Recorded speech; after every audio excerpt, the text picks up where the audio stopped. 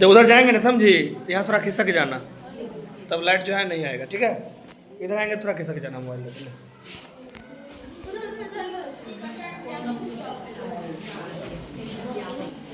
बात है क्या? कौन सा पार्ट है ये? शुरू कर दो।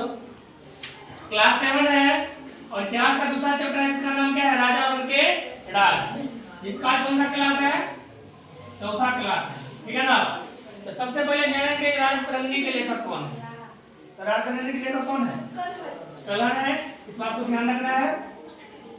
उसके बाद दिया गया है त्रिपक्षीय संघर्ष के बारे में।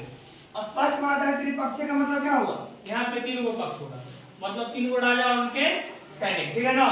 और 3 क्षेत्रों से क्या चल रहा था? यहाँ पे संघर्ष चल रहा है, लड़ाई चल रहा था, ठीक है ना। जो हम राजा बने या हम अधिकार करें क्षेत्र को, तो ध्यान दो। प्रत्येक शासक सदियों तक समाज के ऊपर नियंत्रण को लेकर क्या हुए? आपस में लड़ते रहे। क्योंकि इस लंबी चली लड़ाई में 3 पक्ष थी, है ना, इसलिए इसे क्या कहा गया? इसलिए इतिहासकारों ने इसे प्राय क्या नाम दिया? त्रिपक्षीय संघर्ष दिया नाम, ठीक है ना।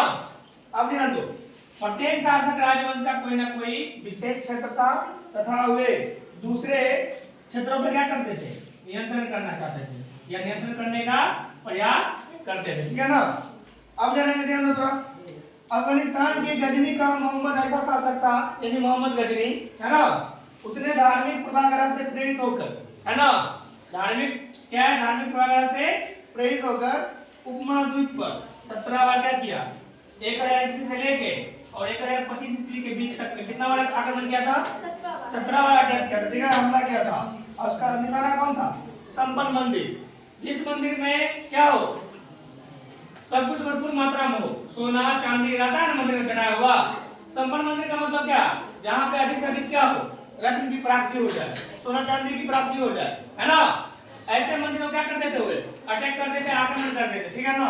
जिसमें एक मंदिर था गुजरात का, जिसमें गुजरात का कौन सा मंदिर था? सोमनाथ मंदिर, है ना। ये शामिल था इस आक्रमण में, ठीक है ना।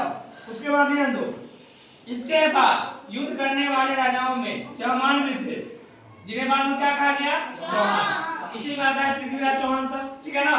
चलो ध्यान दो, चौहान वंश जो थे ना, खास करके दिल्ली और अजमेर, अजमेर कहाँ है? राजस्थान में के आसपास का क्षेत्र, आसपास का क्षेत्र था, जिसमें क्या करते थे वो लोग? आपस में मिलके नियंत्रण करने का या कंट्रोल करने का काम कर रहे थे। अब ध्यान दो, उन्होंने पश्चिम और पूर्व की ओर अपने नियंत्रण क्षेत्र का क्या किया? विस्तार करना चाहा। इसके बाद आगे बताते हैं, ठीक है। हो गया?